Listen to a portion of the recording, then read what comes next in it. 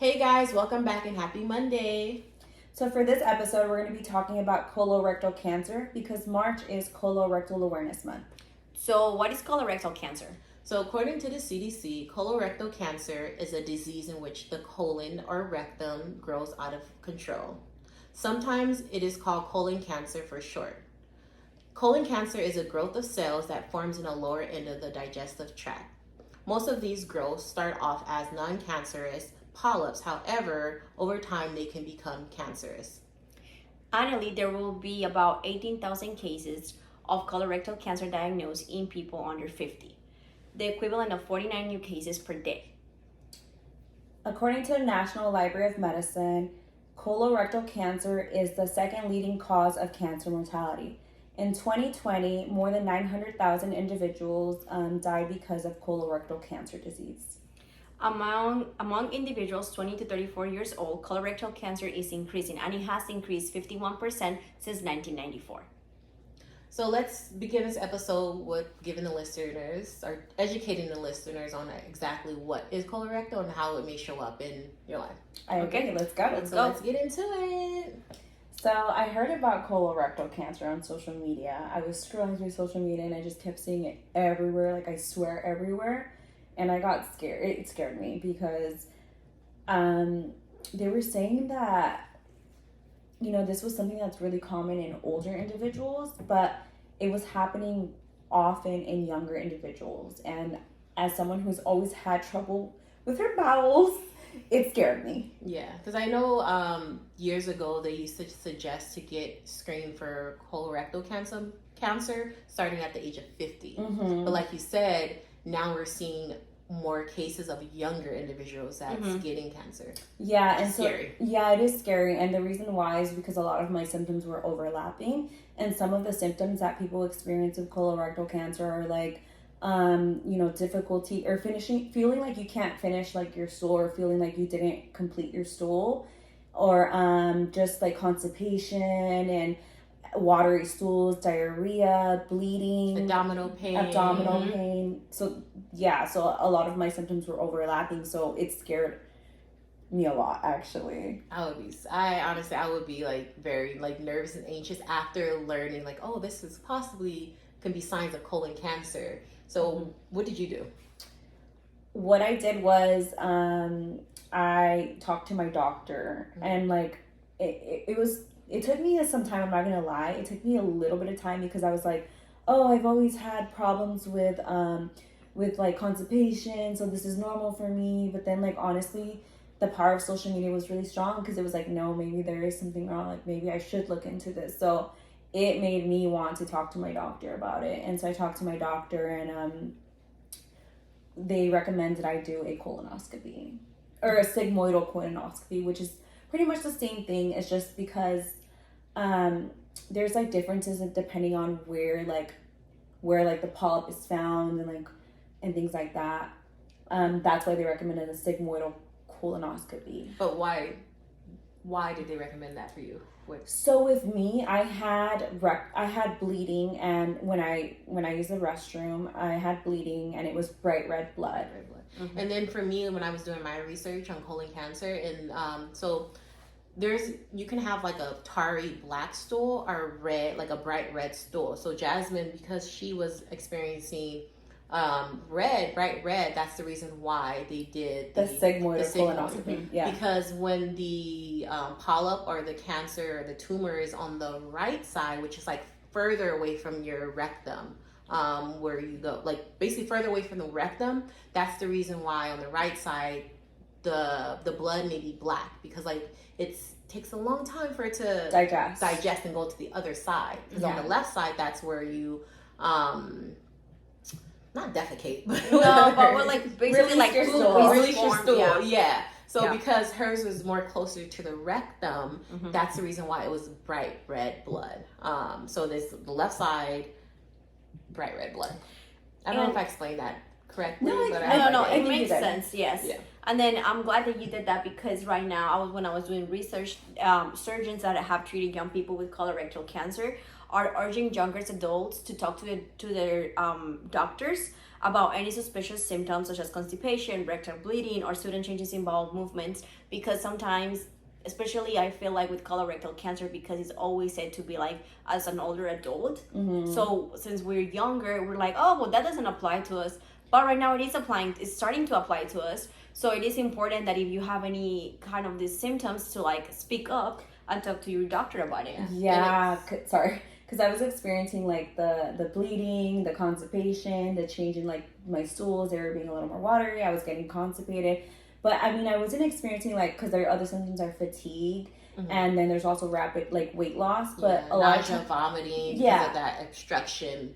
Everything starts to go up, so you start feeling nauseous and vomiting. Yeah, and because I was reading on social media, like a lot of times it does take a long time for these symptoms to develop, and sometimes some people don't even get these symptoms. Yeah, which is scary. And a lot of the times when people do get the symptoms, it starts off as like abdominal pain, and that's already like signs that there's some type of like growth within the colon. And another sign is that when your stool changes. So like, yes, you may have constipation, but also if you notice like a change in like your stool, like the size, the thickness.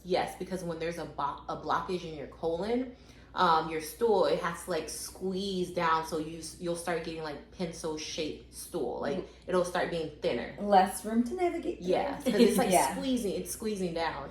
And I know we mentioned that it was recommended starting at 50, but now they decreased the age to 45. They did, but even with that, like people younger than 45 are starting to develop colorectal cancer, and so I think it's really important to pay attention to your body. You know, make sure you go to your doctor and get the health care and the just the annual checkups that you need to have, because something that really scared me honestly was according to the Colorectal Cancer Coalition was saying that if you were born in the 90s, which we are, you are at a 2 times increased risk of colon cancer and 4 times increased risk of rectal cancer than someone who was born in the 50s. That's scary. And if you have a family history, it puts you way more at risk. If it's like a first generation family history, of course, way more at risk. So those are, you're born in the 90s, you have family members that you know have had colon cancer or passed away of colon cancer. In my opinion, yes, they have decreased the age to 45, but even then I feel like get tested. If you're in your 30s, I'm like, get tested. If there's changes in your stool, abdominal pain, bleeding, stool, get tested. Fatigue, weight loss. And depending on like, it can be simple to get tested. I was just about to ask if you know, because I think you know. Yeah, because so I'm a clinical student, a family nurse practitioner, clinical student, and I put some respect on her name. Sorry. Yes. So for my patients, for the healthcare maintenance, we do like the Cologuard, and that's something simple as the patient just will send like a container to their home, and all they have to do is put their stool in the container and send it out to get tested. So, and I know that seems like really weird. Like, look, I'm not gonna lie. Like, to me, that seems really, really weird. Like, be like, oh my gosh, I have to send somebody my stool. But after seeing like social media and people really like young people my age, talking about don't brush it off, because a lot of times you will not have symptoms for a long time, and once those symptoms develop, like, you need to act quick, because a lot of times when the symptoms develop, it's already in its late stages. Already in stage 4. So I know it's really uncomfortable to, like, I agree, I think it's weird sending your stool, but like, they need to check that there's not something cancerous or, you know, something bad going on with your body. This might be like a dumb moment for me, because there was at least to my parents, and I always ask, like, why do you have to send your stool? Like, I didn't. Seen your parents? Yes. Oh wow. But I didn't know that. I didn't know it was because they were trying to get them screened for like because the cells are in there. Your cells are in there, and so they test your cells that are in there. No, but that's like a preventive measure. Yeah. Prevent. I didn't know that. I thought like you have to have like symptoms in order for you to get like this type of like screening. Because the goal is to do it before you get symptoms, because like the the thing that sucks about colon cancer is that when you start getting those symptoms and everything, it's usually the later stages. The late stages. That's why it's very the chance of living, or the chances, it's, I think they give you like 5-year lifespan when you're diagnosed with stage 4. Yeah. And it's rapid. It's rapid. Yeah. Which is sad and scary at the same time. Jeez. Yeah, it is. I remember like seeing Chadwick Boseman. How do you say? You know what I'm talking about? The guy with Black Panther. He was in the first movie, right? Mm-hmm. All like in strong, shape, all in shape, strong. Yeah. And then like you see him after the movie, and he like looked completely different, and obviously very skinny, and obviously we didn't know what was going on. You know? And so the thing that's sad about that is social media ripped him apart. Yes, and I was so mad about it because so I'm a Marvel like girl. I watch all the movies, midnight shows. You catch me there, and that's why. And that was my favorite movie. And then that's why I got so mad, because we're so rapid to judge. Like, oh, look at him. Like, he's trying to lose weight. Maybe he's going through a divorce. And then they were trying to drag him. Yeah. He's on drugs. He's this. He's that. Yeah. That man was fighting for his life. And he was young. Like, he's very 43. 43. Yeah. Yeah. That's another reason why don't judge. If anything, if you see someone like losing weight rapidly, ask like, hey, are you getting checked up? Like, is everything going on? Like, are you okay? Yeah. Because social media was looking crazy when he passed away. I know. It was insane, because you're like, wow, he was just here. He was just in a movie. Like, the lead, right? He was the lead. He is the Black Panther. Yeah. That's what I'm saying. So clearly Jasmine hasn't watched the movie, Yeah. but... No.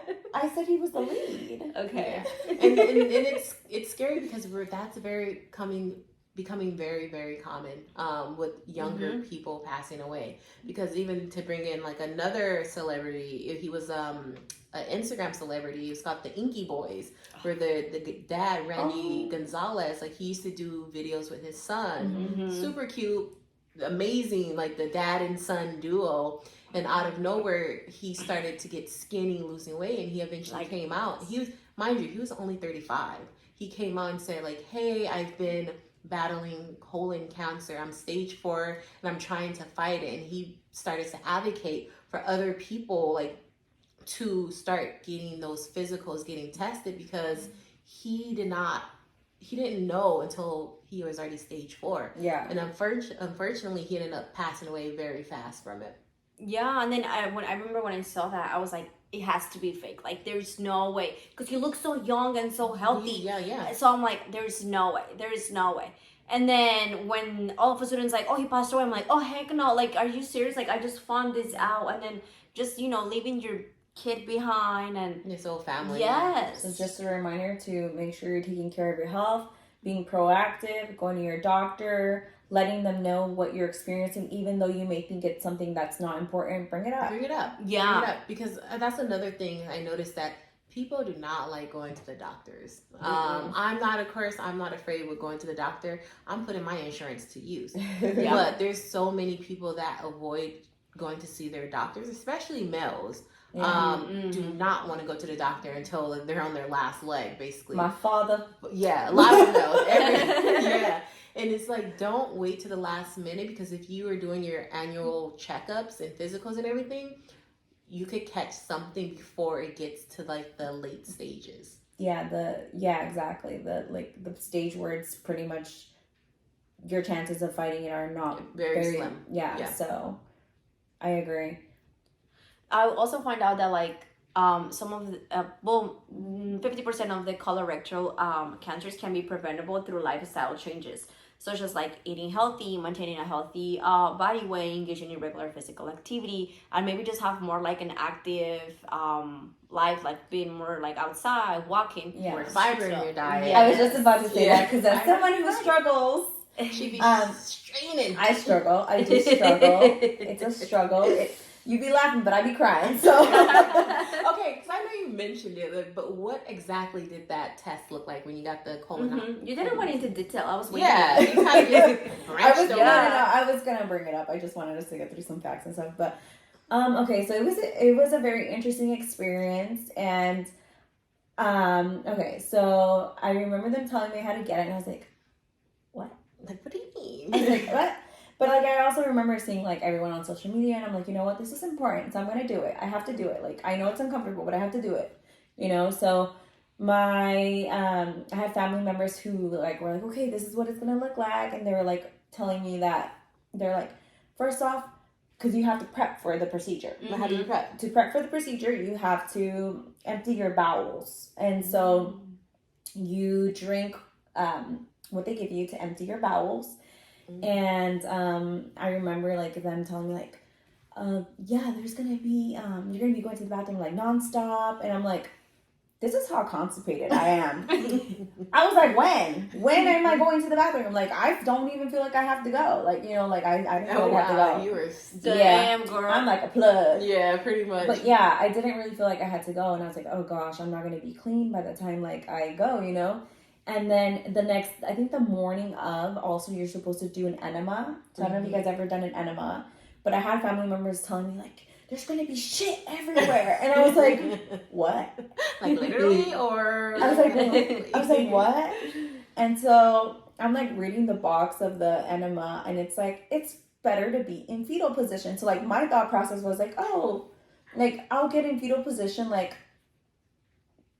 you know, like somewhere, like I thought about, okay, I wasn't thinking. So my first thought was like, I can get in fetal position in my bed. And I was like, I don't want shit in my bed. Oh. So I was like, okay, so I'll just go to the bathroom. And I was like, I'll just tell you this, okay? I was on my floor, on the bathroom floor in fetal position trying to get this enema. Did you have like stomach pain, like cramps or anything? No, but like I had to, it's so weird. You're in fetal position and you're like in fetal position and you're trying to squeeze the enema and you're just, it's so weird. Like, so I'm just laying like a baby in the bathroom on the floor. You were doing it yourself? Yes, because my partner was going to help me, but he ended up having to go to work, so he couldn't help me. Yeah, well, that's difficult. So, like, I'm in, like, fetal position on the floor, laying down, like, over here trying to squeeze the thing. And then, like, I'm trying to get up fast so that everything just goes into the, where it's supposed to go. Yeah. Mm-hmm. But, yeah, it was just, it wasn't a mess, but it was just, like, I was, like, it was very interesting. But if I have to choose between that and, you know, like, getting like the preventative screening and the things I need to do, like I will do it like 10 more times. Like it wasn't bad compared to like what people who develop colorectal cancer really have to go through. And then, so that was the interesting part. And then they had told me that I was going to be sedated. So I'm like, they sedated you. Hold on. So they told me I was going to be sedated. So I was like, okay, cool. You know, that's great. I get there last minute, like, we're not going to sedate you. I'm like, oh, okay. Like, okay. So we go to the room and everything, like, they wheel me in. Like, this is, like, I think really the first procedure I've, like, had. Yeah, I think so. I think it's, like, the first procedure I've had. So they wheel me in. I'm just, like, it was scary, okay? Don't laugh at me. You're, like, a patient. It was, like, it was, like, the first time I was a patient. I'm, like there's men in the room. And I'm, like, because I'm naked, okay? Yeah. Like, I have the gown on, but, like, overall, like, they were like, you need to turn, like, we need to have basically I had to have my butt facing them. Mm-hmm. And then they were like, okay, we're gonna, they lubed me up, and then they were like, we're gonna insert, the camera, and I was like, okay. And I'm like, they're like, you're gonna feel pressure, and I definitely felt pressure. Yeah.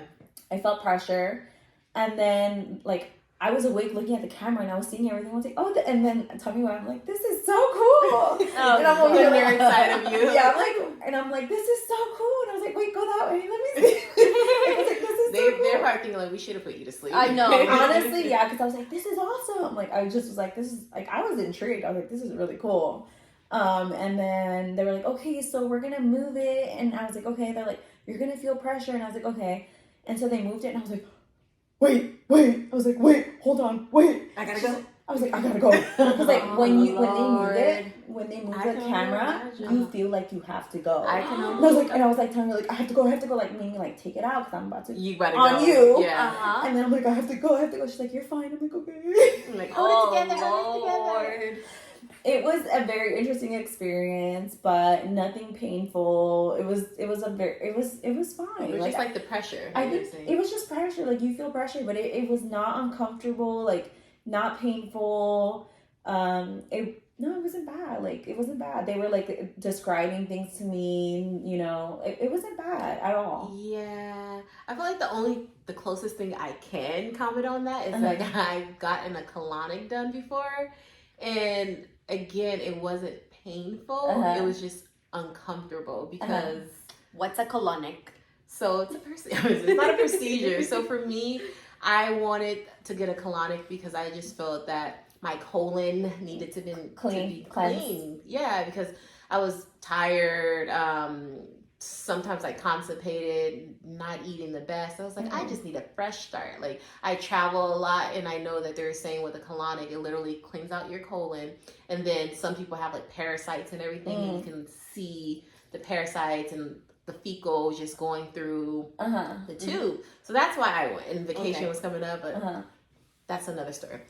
So when I went there, it's basically they're putting a bunch of water in your rectum. So there's a tube. They put lube on as well. They tell you to relax, and like they insert it. And like Jasmine was saying, it's just like the pressure, and it feels like you gotta go. Yeah. Like when they're putting, I was like, oh shoot. Yeah. But for me, it was like you have to relax. And same with Jasmine, because you have to relax. relax. I'm not gonna lie, I definitely clenched in the beginning. Yeah.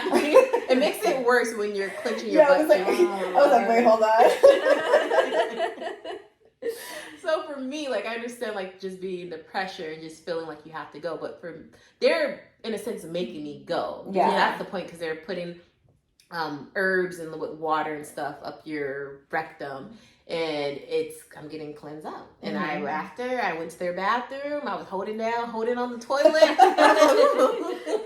What is this? I definitely felt cleansed. That reminds me, because I don't know I don't remember where I saw this. I think it was because I was considering getting a colonic, and I think I was reading the reviews. I was reading the reviews of that place where you get the colonic, right? Because I'm reading the reviews, and the lady goes, it was terrible. She goes, it was terrible. She goes, how long was your procedure? Maybe an hour. Okay, so yeah, that's what she was saying. Yeah. She was like, it was supposed to be 1 hour, and it stopped after 20 minutes or something like that. She goes, the thing got backed up or it broke. And then the company responded with, well, that means we did a good job, or like that means like, you know, we took it out, or you know, whatever. And I was like, oh my gosh, she broke the machine. Yes. It's so funny because I have a friend, I won't say her name because she may fight me, but I had a friend who did the colonic literally right after me. So I got there before her, and she came after me and had the same lady, and I feel like she was so uncomfortable, she wasn't able to relax. So the lady's like, relax. She was like, I can't. So my friend, they couldn't help her as much as that how they did with me. She's like, yeah, your friend, she was relaxed and everything was just flowing out, and you're just doing it wrong. You're not relaxed. So my friend calls me. She's like, yeah, she said you were so relaxed, and I don't understand how you did it because it was so uncomfortable for me. So I was like, it depends on the person. But I know we digress. So let's get back on track. Yeah, no. So, like I said, a colonoscopy was, I think it's just something I had to get past. Like, I think it was more scary. I think I was more scared than everything. When I actually went through it, it wasn't bad. I think it was just the fear of doing something new. I'd never done it before. And overall, it was a good experience. And I would do it again anytime if I knew that it's what I need to do to take care of my body and make sure that everything's okay. Like, I will do it again 300 times. So... Can you tell the listeners what you're doing, what you're going to start doing right now about your bowel movements? Because that's maybe something that will help them. Yeah, so because I'm someone who constantly struggles with like moving my bowels, and just I always have issues and things like that. Like, I want to make sure that, you know, I'm not in the early stages or just at risk for colon cancer. So I wanted to start just keeping like a journal or something to track like my bowel movements, because as someone who struggles with that and whose symptoms really closely overlap, like those of colorectal cancer, I want to make sure that I'm paying attention to my body and what's going on with me. So I think just keeping a journal would be like a really good idea, because I noticed that a lot of times, like, you know, I talk to my provider a lot about my constipation and a lot about like whatever it is, like my water stool, or even like the rectal bleeding that I experience. And the pain. I know. And the pain that I experience. But sometimes, like, let's just say I have a month, like it'll happen like consistently in the beginning of the month, and then at the end of the month it'll stop, right? And then I'll have my appointment, and then I'm like, oh, everything's fine, you know? Yeah, So and you may just- forget. So that's why it's important to keep a journal. Yeah, and even I forget a lot. I forget everything. Yeah. So, yeah. Which is also good when you're advocating for yourself, which it connects back with the episode of advocating for yourself, that if you have a journal and then you're talking to your doctor, like, well, no, I have this and this and this. Can you please check it out? Can we do something about it? So that will be like a great tool to use when you're advocating and talking to your doctor about something that is probably not very common of like going on people like around your age. Yes. I agree. And also to add on to all of that is to don't normalize being constipated. Like don't normalize something like a change in your health, because like you said, like if it happens and it continues to happen, you kind of forget and it's like, oh, it's normal. I'm used to it. Can I be Like honest you're with you? saying. Can I be honest with you? That was a reason why I think it took me so long, really so long, to go to my doctor and talk about my bowel movements. Because in the beginning, I was like, I'll tell you the truth. In the beginning, I was like, is this normal? And then it kept happening and happening. I'm like, it's normal. It's my body. It's normal. Yeah. And so for me, it was normal. And then I was like, and then I think I don't know who I was talking to about bowel movements. I'm like, oh, it's not normal. Let me go talk to my doctor. Yeah, and I bring this up because you're not the first person I've heard this from. You won't be the last, but that normalizes being constipated, normalizing only being able to have a bowel movement once a month. I know someone that said, oh, I only go once a month. Oh, I only was able to go once every 2 weeks. And it's like, that is not healthy. That was me. Yeah, that was not me. healthy. Yeah, that was all. me. And a lot of times, like, it's not, we're not saying you have colon cancer, that happens, but a lot of it has to also do with your diet. Because I noticed with me, long time ago, when I was just eating crappy, and I noticed once I started eating healthier, I was starting to have a bowel movement at least once to twice a day. And then that's normal to have a bowel movement. Yeah. If you can have it once a day, go figure, because that should be normal. Yeah. Or And that's normal. and that's something too I want to start doing too, is like increasing my fiber intake and increasing like just like the greens and vegetables and just things that have more fiber, to see if it changes like my bowel movements and things like that. Yeah, and I know also it's hard to incorporate fiber like within every meal. The goal is to do that, but there's things like benefiber. Like for me, I like benefiber because it's tasteless. So you can literally add it to your water, add it to your juice, and that's you quickly getting your fiber. And it's not grainy, right? You said it's not as grainy. Okay. It mixes well. Okay. I don't like hate pulp. I don't like grains. I don't like chia seeds. well, I like pulp. I just don't like grainy. I don't like stuff I can like taste, like feel going down my throat. Gotcha. No, ma'am, no. Yeah, for me it's the same thing. Like I sometimes like when I eat crappy, I get because I'm like I could eat right Monday through Friday, but when the weekend comes, I don't want to cook. I don't want to. I don't want to cook in general. So- You got a whole chef. You don't I have know. Hence why I don't like to cook.